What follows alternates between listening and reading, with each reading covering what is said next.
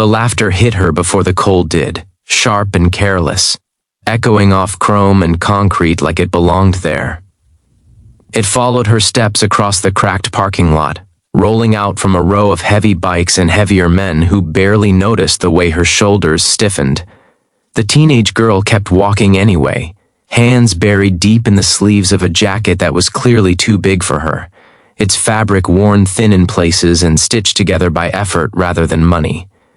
She had learned long ago that stopping only made things worse, but none of them were laughing anymore by the time they noticed the patch on her back, and by then, everything had already begun to change. Before we go any further, if you believe in kindness, second chances, and the quiet power of standing your ground, take a moment to like this video, share it with someone who needs hope today, leave a comment, and subscribe to the channel. Stories like this only travel as far as we carry them. The girl was 17, though hardship had added years to her posture. She moved with the careful awareness of someone who had learned to read danger in small details. The pitch of a laugh, the way boots shifted on asphalt, the smell of alcohol mixed with oil. Her jacket hung past her hips, leather softened by age, the zipper slightly crooked, the lining patched in 3 different colors.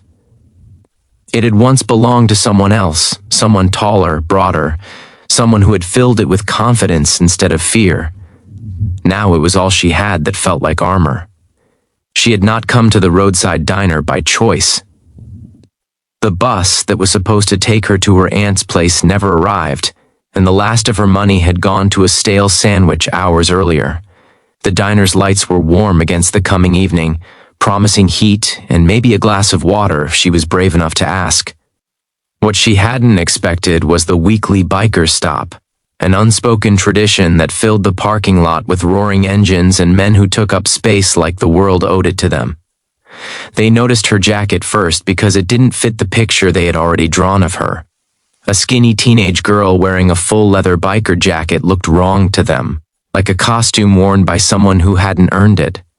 The laughter came easily, fueled by boredom and the small cruelty that grows when people feel powerful together.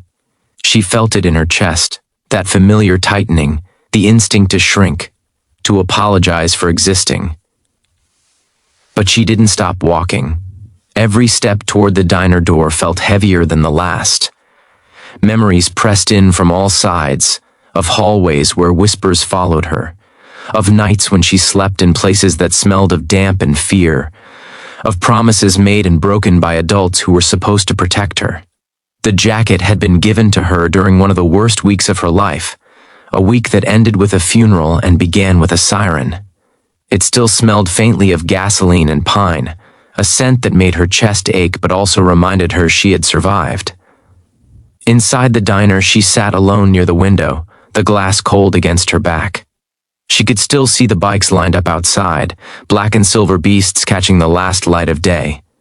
The laughter had faded, replaced by the low rumble of conversation and engines cooling. She focused on her breathing, counting slowly, reminding herself that she was safe for the moment. Safety, for her, was always temporary, something to be held lightly. When she stood to leave, the sky had darkened and the temperature had dropped. She hesitated at the door, knowing she would have to pass them again. The jacket felt heavier now, as if it carried not just leather and stitching, but history. She stepped outside. This time, the laughter didn't come right away. Instead, there was a pause, a collective noticing. One of the bikers had leaned back against his motorcycle and caught sight of the patch sewn carefully onto the back of her jacket. It wasn't flashy. No skulls or flames, just an old emblem, edges frayed, colors faded by years of sun and rain. To anyone else, it might have looked meaningless. To them, it was unmistakable.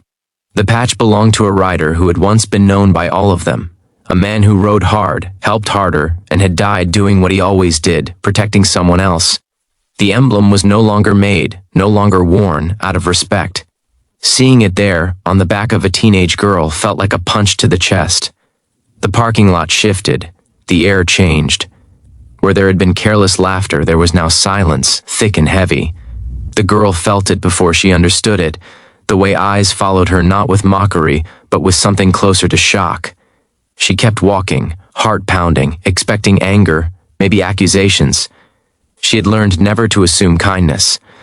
One of the men stepped forward, boots scraping softly against the ground. She froze, every muscle tense, ready to run if she had to. He stopped a few feet away, gaze fixed not on her face, but on the patch. The others watched, their earlier bravado drained away, replaced by a shared memory none of them had spoken aloud in years. They saw then what they had missed before. The careful stitching done by hand. The way the jacket, though worn, had been cleaned and repaired with care. This wasn't a costume. This was inheritance. History. The girl swallowed hard, waiting for whatever came next. Her life had taught her that even good moments could turn dangerous without warning. She braced herself. What came instead was something she wasn't prepared for.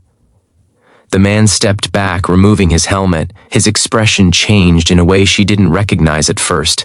It wasn't pity. It wasn't anger. It was respect mixed with grief.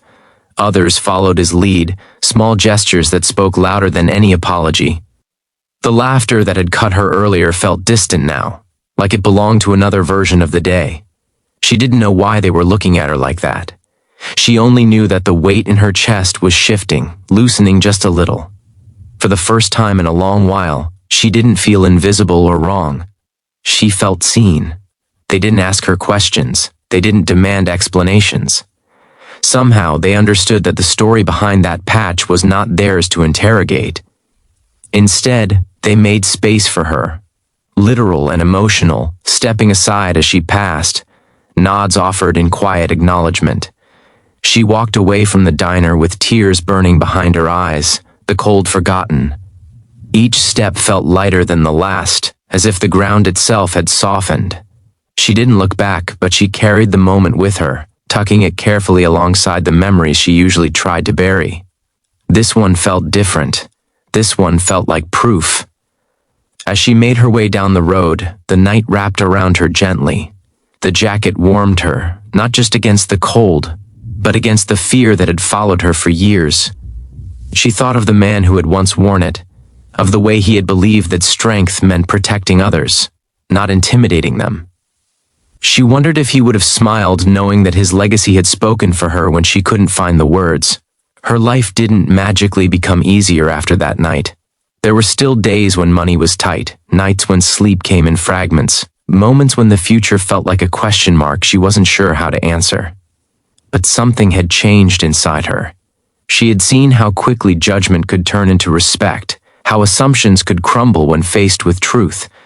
Weeks later, she found herself at a community center, volunteering where she could, helping kids who reminded her too much of herself.